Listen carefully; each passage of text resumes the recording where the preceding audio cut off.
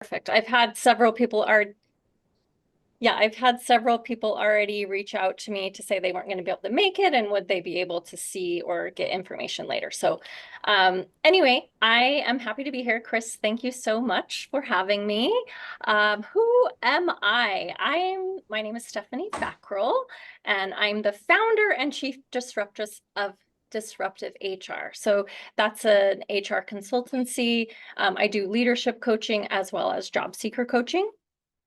My career, I have been at several of the FANG companies, which I don't necessarily advertise, but I did leave Google in 2018, and I am an OG member of the Xoogler community. I think it was about 2,500 when I joined.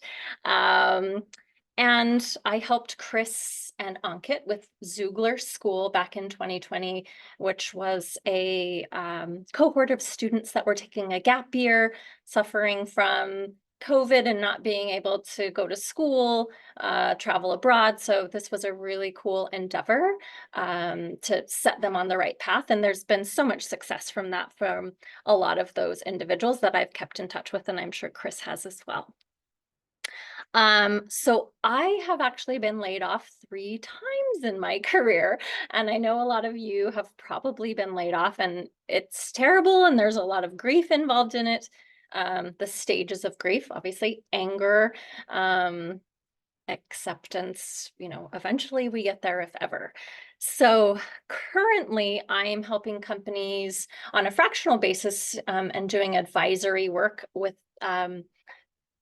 getting set with their people functions, talent acquisition, looking at any people products and kind of advising from an HR standpoint of the people product that a lot of people are trying to bring out into the market right now. I've also been helping job seekers with resume reviews, coaching, offering my support. A lot of people have been really suffering recently, so I have offered my services, and I've been happy to do it.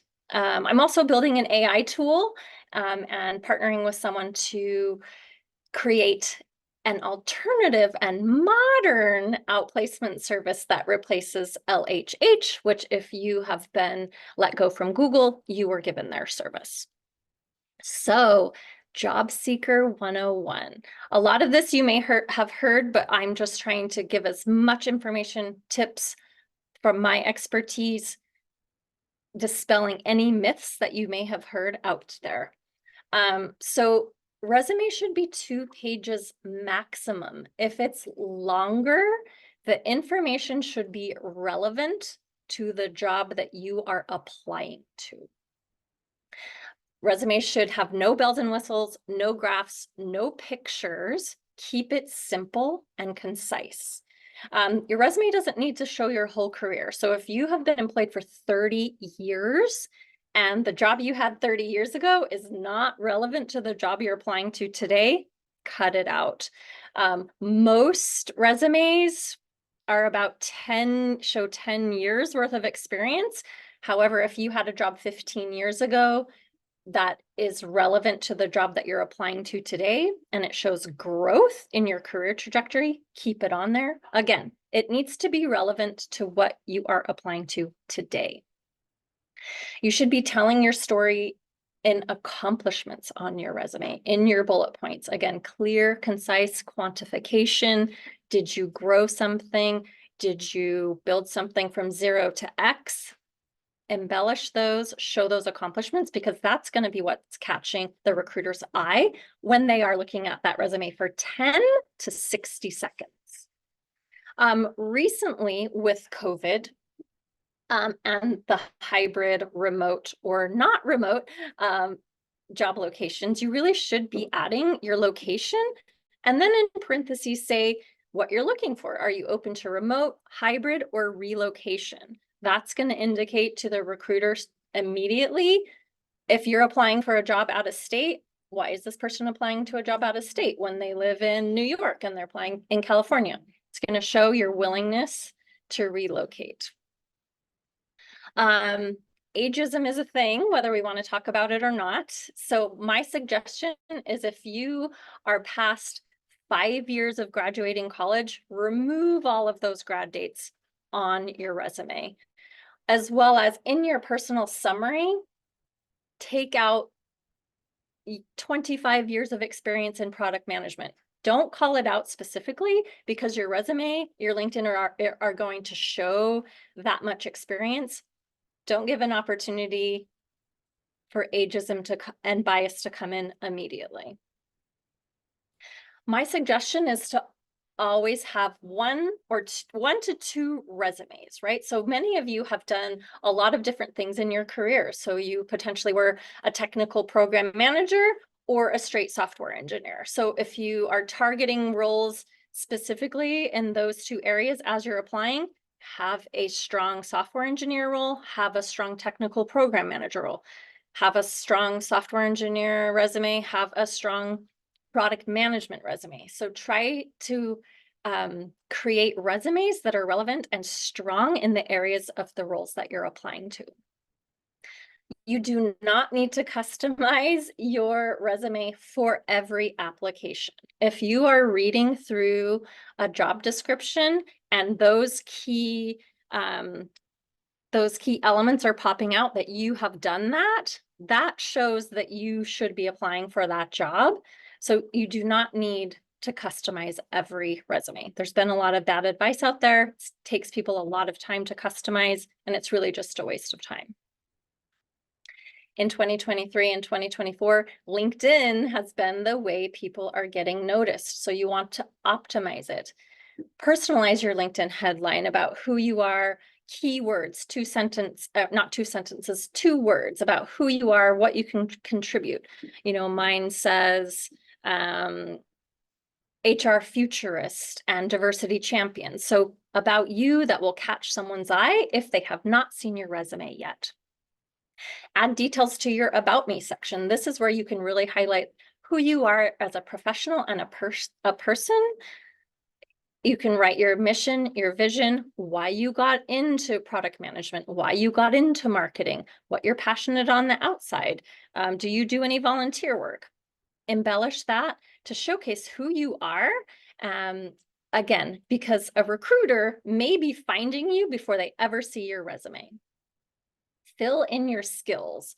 Every job you have, every role you have, you're able to fill in skills. Make sure that those are highlighted, again, so that the sourcer or recruiter can see those right away and see if they will be searching on skills or job titles. So you want to make sure that those skills are relevant to what they're looking for.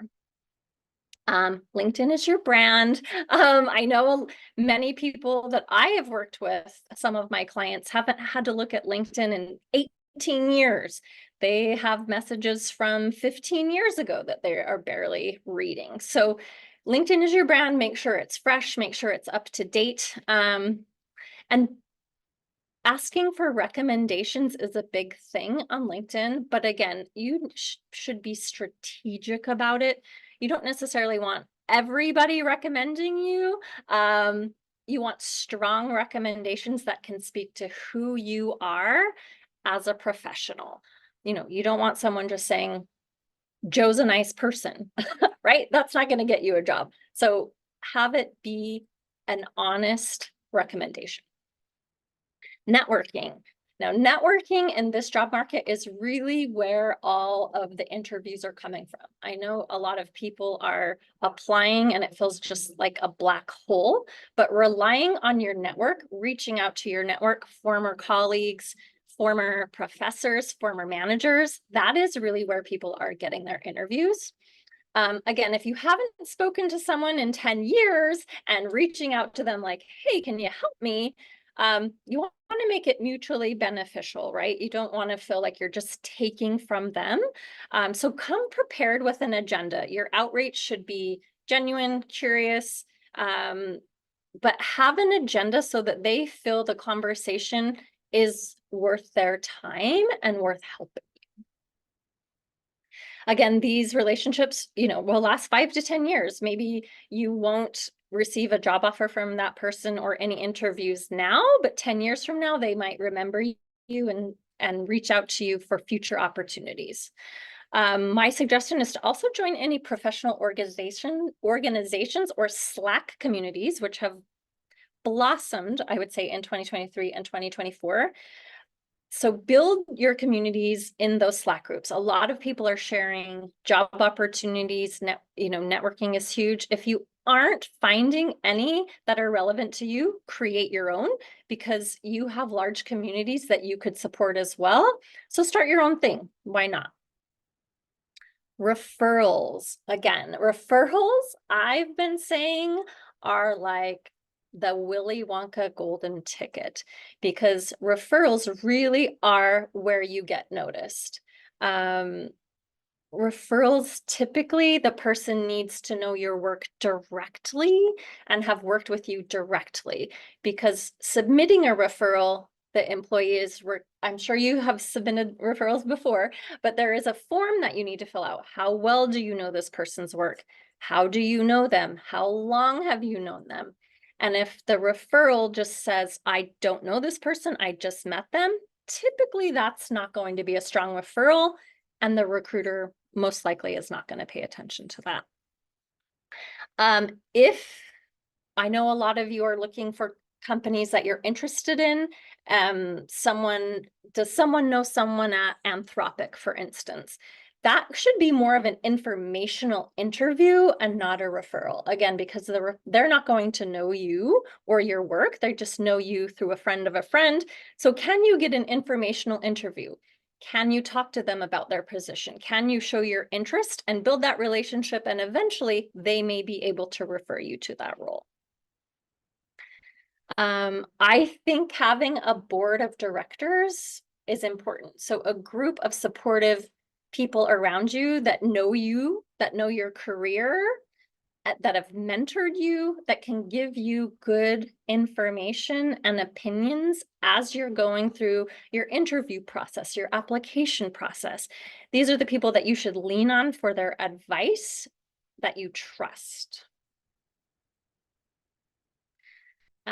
This is always a fun one that I've been seeing recently. What is an ATS? So ATS is Applicant Tracking System, and there are many, many, many of them out there, and a lot of them are annoying, especially Greenhouse. Sorry if I'm offending anyone that worked at Greenhouse, but you have to, when you fill out an application and submit your resume, it goes directly into an ATS. So that, if you're applying for a marketing role, your application goes into the marketing rec that the recruiter will search for keywords based on what the hiring manager is looking for within that requisition. It can be a numbers game right now. Some roles are receiving, I've heard of up to 5,000 applications. So this is, again, where your resume should be strong, clear, concise, with the words that are relevant to your experience and the job posting. AI is not widely used. No matter what you hear, artificial intelligence is not reviewing your resume.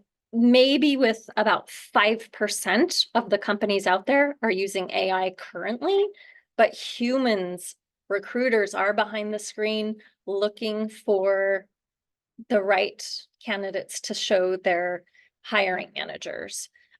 If you submit an application and receive a rejection 2 hours later, most likely that is because you have answered some knockout questions that the recruiter has set up in the application process that automatically rejects you from the candidate pool. So that is not AI, that's a backend. That's something on the back end that a recruiter has set up in advance on the application. Cover letters. I've never read a cover letter in my whole career, but they are necessary for some job opportunities. So I would suggest to have one handy if it's required in your application and you're really interested in the role. Otherwise, I would not submit a cover letter. Potentially for marketing roles, content creation roles, you may need to submit a cover letter. So have one written, make it compelling. And again, if it's not required, have one handy just in case. Interviewing. A lot of candidates have been winging it from what I've seen in this current market, which is not doing them any favors. So always prepare for your interviews. Research the company ahead of time. Come with questions and curiosity. Interviewing is a two-way street, right? So you are interviewing the company just as much as they are interviewing you.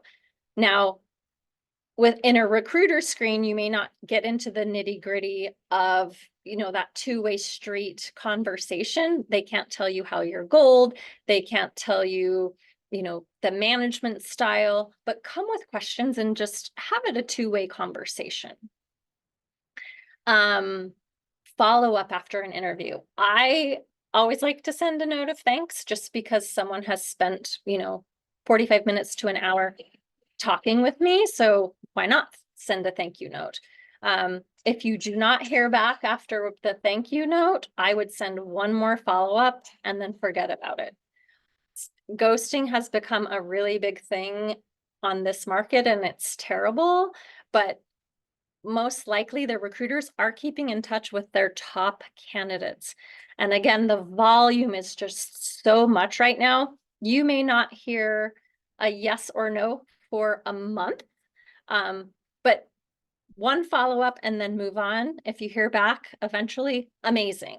But don't waste your time thinking about that opportunity, because if you're searching for a job now, you got to keep moving, you got to keep applying.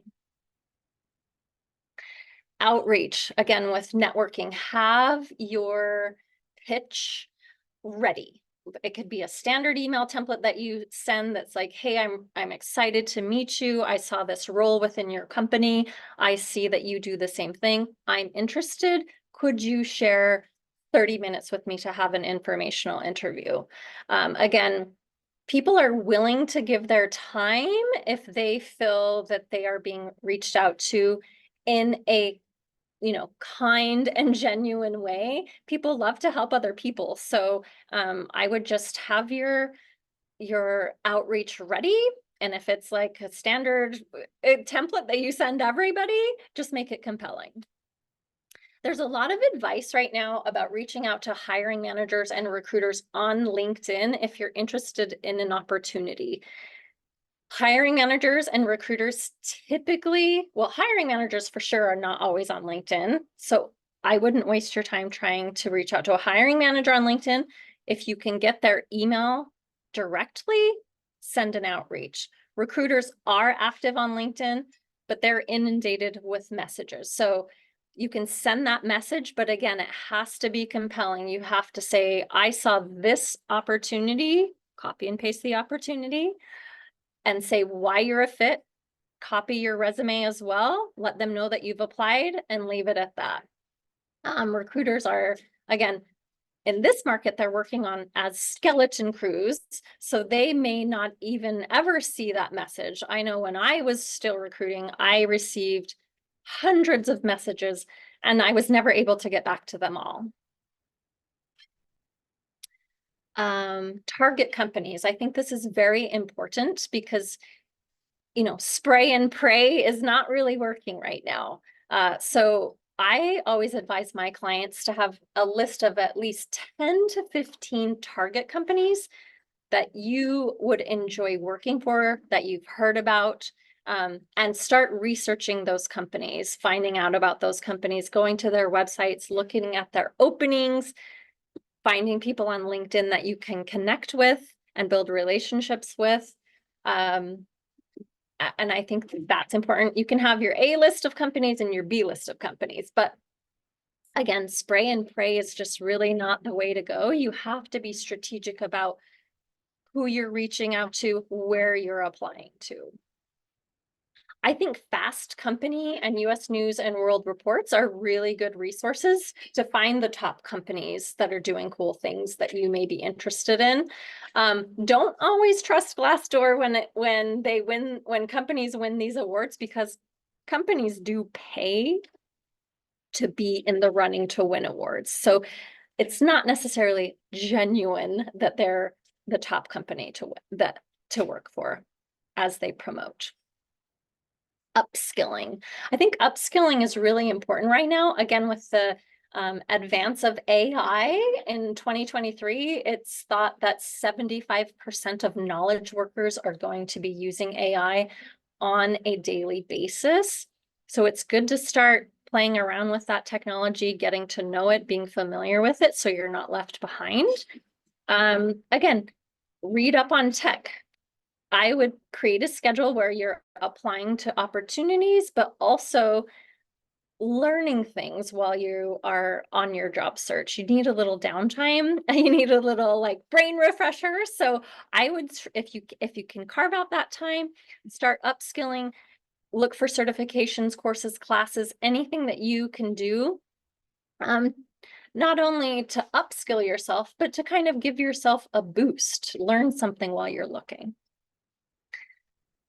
The application process. It's grueling, I know. Many people that I've known, I've helped, they've applied thousands of times and they haven't heard any feedback. Again, I think it's better to be strategic than to spray and pray. But a lot of applications, some companies, Google, for example, you can apply to them and they will flag you're not supposed to apply for another 6 to 12 months. So there are restrictions on some companies when applying. Try to be targeted and not over apply. So I've seen situations where, back when I worked at Google, people would apply to 30 positions, hoping that they just might fit into one of those 30. But to us, that looked like the person didn't know what they wanted to do and just were, again, spraying and praying, hoping. So be very targeted.